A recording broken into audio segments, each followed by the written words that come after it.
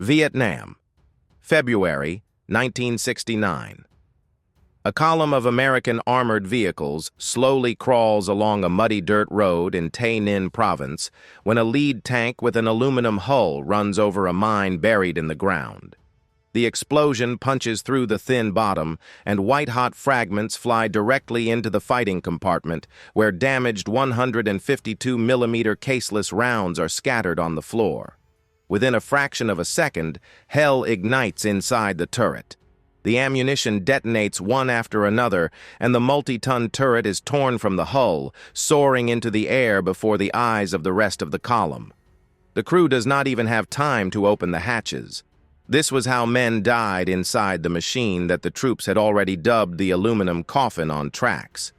It was the M551 Sheridan, the most controversial and perhaps the most hated light tank by tankers in the history of the American Army. But to understand how it came to be, one must go back a decade and a half to the height of the Cold War. In the early 50s, American generals were obsessed with one idea: heavy tanks decide everything. The military doctrine of those years was built on the belief that in the event of a massive clash with the Soviet Union in Europe, the victory would go to whoever brought more steel monsters weighing 60 and 70 tons to the battlefield. Light and medium machines were considered secondary, and their development was funded on a residual basis.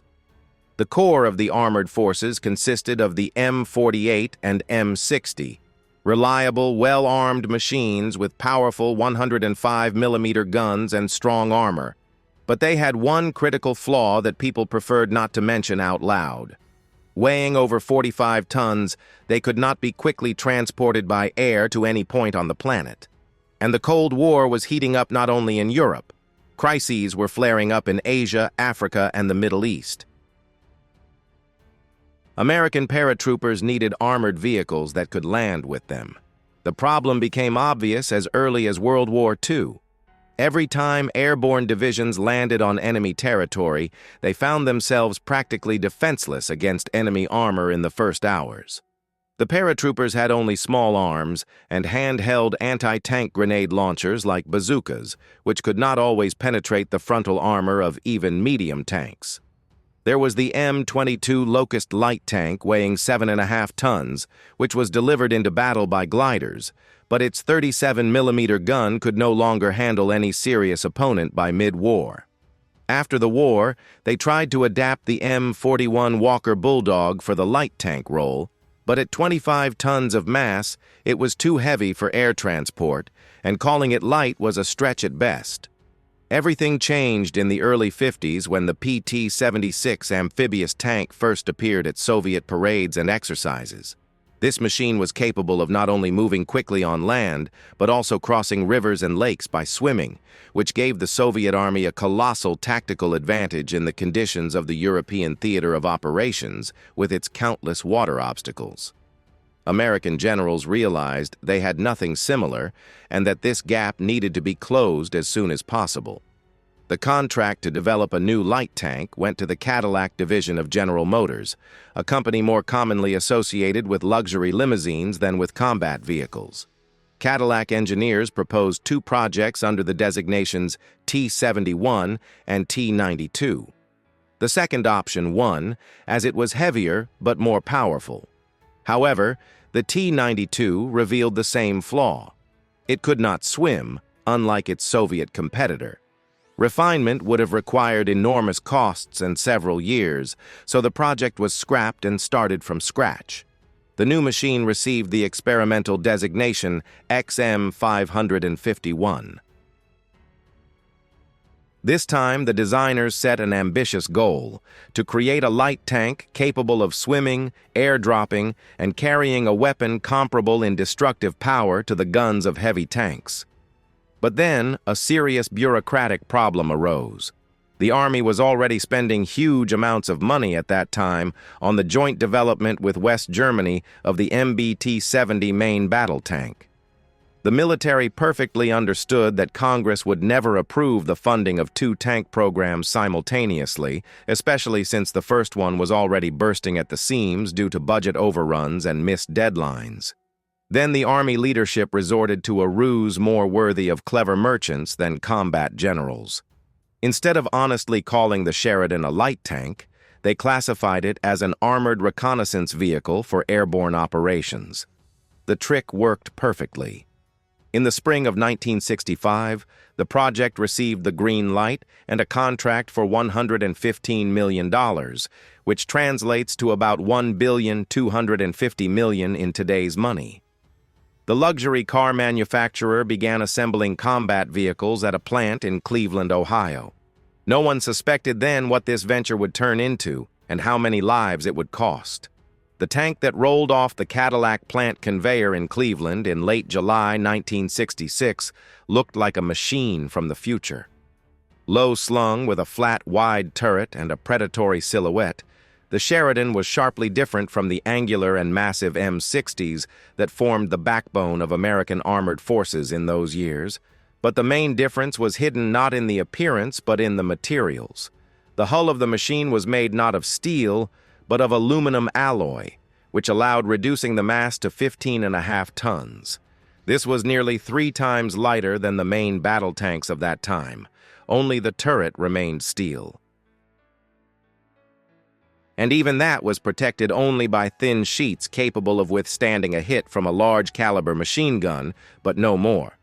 Any medium-caliber shell or any high-explosive anti-tank grenade from a handheld launcher pierced this hull through like paper.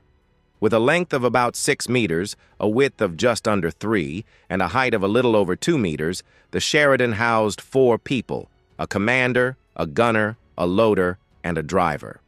It was so cramped inside that crews complained about the inability to turn around normally, and the loader's job turned into real torture, especially in combat conditions. The power plant was a 6-cylinder 2-stroke Detroit diesel turbo diesel with about 300 horsepower. For a machine of this mass, this provided an excellent power-to-weight ratio. On the highway, the Sheridan accelerated to 72 kilometers per hour, a figure that heavy tank crews could only dream of. Off-road, the machine also felt confident thanks to a simple and reliable torsion bar suspension, and the cruising range reached 500 kilometers. But the real pride of the designers, and at the same time the main curse of the crews, was the armament. Instead of a conventional rifled gun, a combined M81 weapon system with a caliber of 152 millimeters was installed on the Sheridan. The caliber itself sounded impressive. It was larger than that of most heavy tanks of that time, but the engineers went even further. The gun was designed not only for firing conventional shells, but also for launching MGM-51 Shillelagh anti-tank guided missiles directly through the barrel.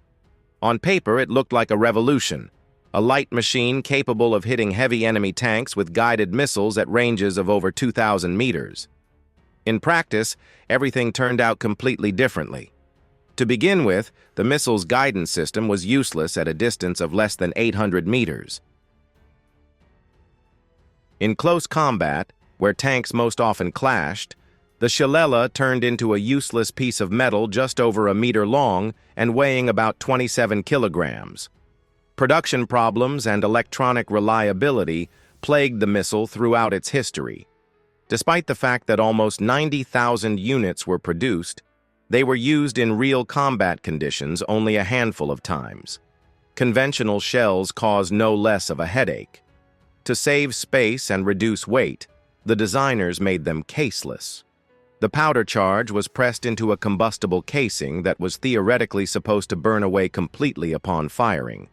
But the short barrel and low initial velocity of the shell meant that against enemy armor, these 152 millimeters worked worse than the 105 millimeter guns of the M60 with their long barrels and high muzzle energy. At the same time, caseless ammunition turned out to be extremely temperamental. With shaking and careless handling, the combustible casing cracked, the powder charge separated from the shell, and such ammunition became unsuitable for firing but still remained deadly dangerous.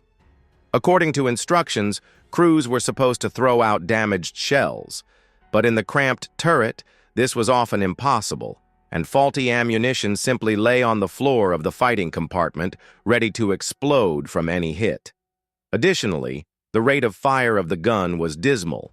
The complex semi-automatic loading system and the bulky mechanism for sucking powder gases from the barrel after each shot allowed an experienced crew to make no more than 3 shots per minute. For comparison, M48 and M60 crews managed to send more than a dozen shells to the target in the same time, and the recoil upon firing was so monstrous that the rear road wheels jumped off the ground, and crew members who failed to brace themselves received neck and head injuries. The ammunition load was only 20 main caliber rounds compared to more than 50 for the M60. Moreover, due to lack of space inside, a significant portion of the machine gun ammunition had to be stored outside the hull in external containers. In addition to the main gun, the Sheridan carried a coaxial 7.62 mm machine gun and a heavy 12.7 mm machine gun on the commander's cupola turret. The machine was indeed capable of swimming using folding fabric buoyancy screens on an aluminum frame, similar to those used on tanks during the Normandy landings. But installing these screens was a long and laborious procedure, and they themselves were easily damaged even during normal operation outside of combat. On water, the Sheridan reached about 6 kilometers per hour, and the driver was given ridiculous plastic splash guards that protected against absolutely nothing. The commander was forced to shout movement commands for swimming from the turret down into the driver's compartment, yelling over the roar of the diesel engine and the clatter of the tracks on the water. In the summer of 1967, the first production Sheridans officially entered service with the United States Army. But instead of a triumph, disgrace awaited the newcomer. Ammunition for the main caliber gun was still not ready. Multi-million-dollar combat machines created for a powerful gun turned into expensive platforms for machine guns, unable to realize their primary purpose. The crews who were to fight in these machines openly expressed alarm even before the first battle. Tankers who had trained on M48s perfectly understood that the aluminum hull would not withstand even what the steel armor of their previous machines could handle. But the opinions of rank-and-file soldiers and junior officers were of little interest to anyone in the Pentagon. Ammunition appeared only by the end of 1968. And in January of the following year, General Crichton Abrams ordered the transfer of Sheridans to Vietnam. The machines began to replace M48 Pattons in separate armored cavalry regiments, and the transition was painful.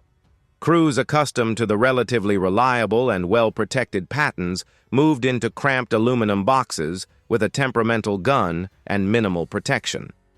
Vietnam became a test for the Sheridan that it failed from the very first days. The jungles and rice fields of Southeast Asia dictated their own rules of war.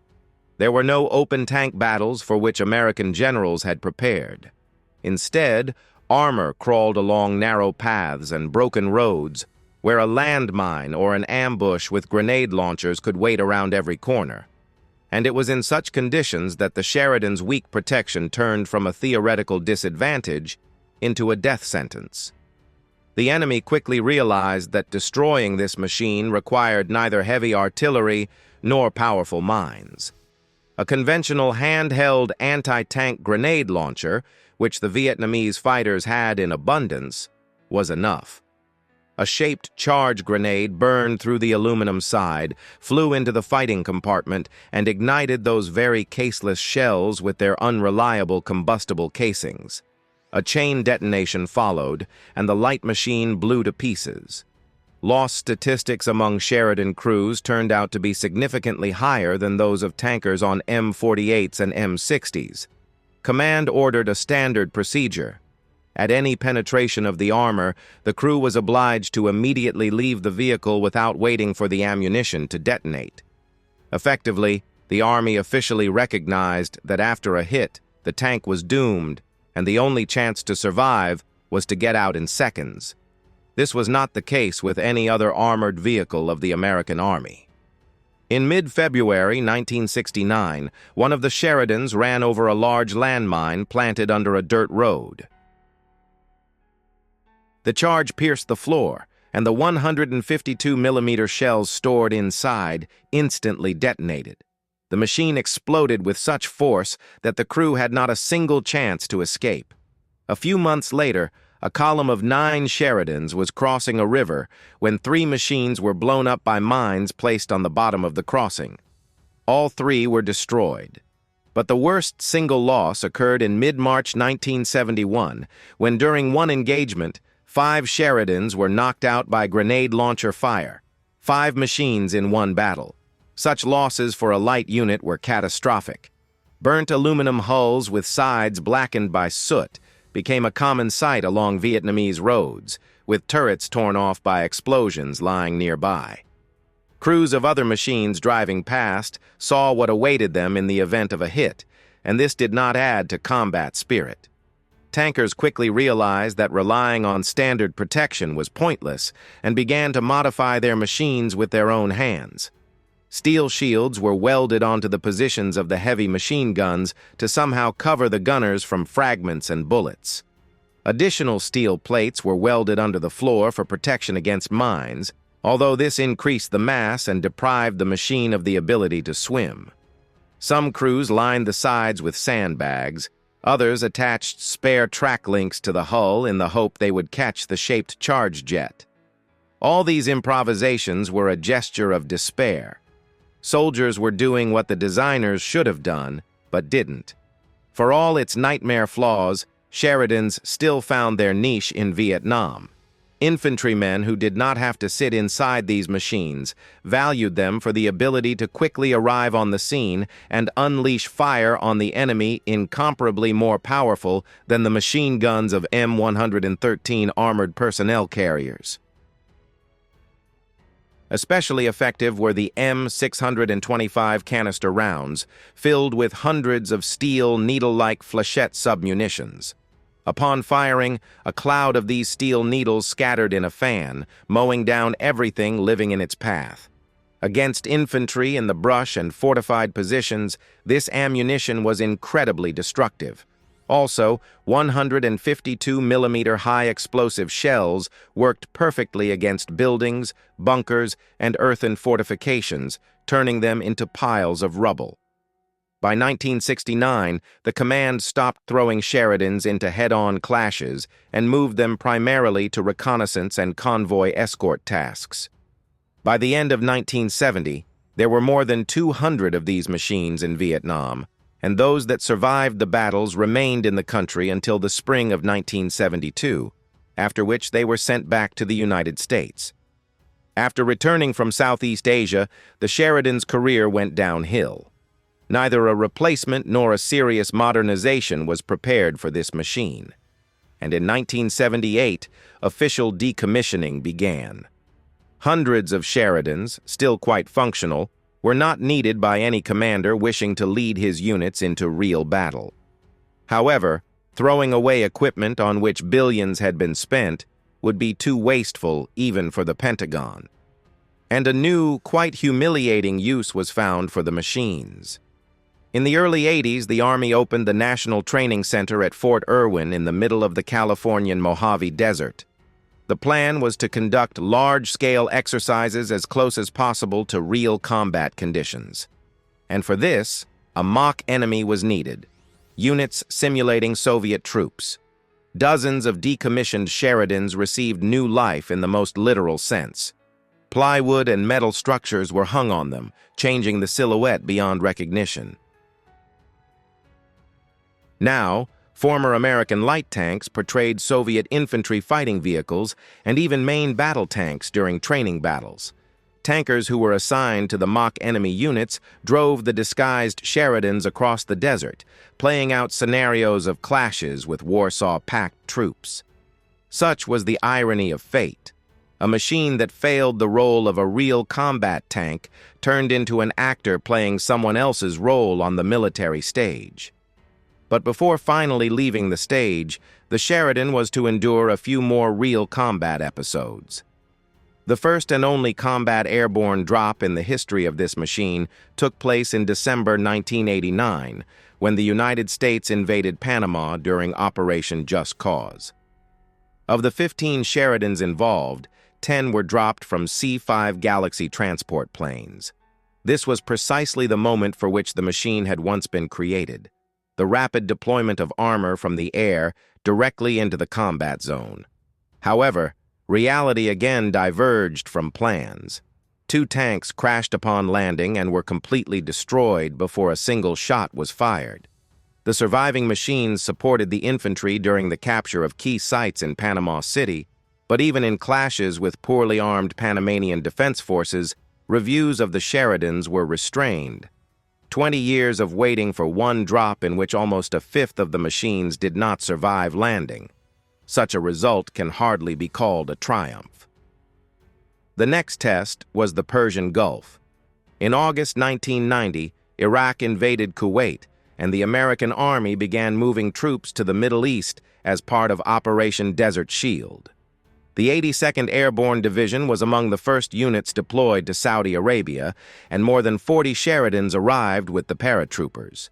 They became some of the first armored machines in the theater of operations, and photographers took pleasure in filming them in impressive formations against the backdrop of the desert. The photos went around the world's newspapers and television screens, creating the impression of a powerful armored group ready to repel Iraqi troops. But behind the beautiful picture lay an ugly truth.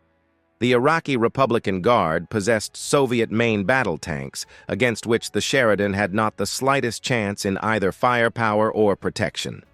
Commanders understood this perfectly and tried to keep their light machines away from serious tank clashes.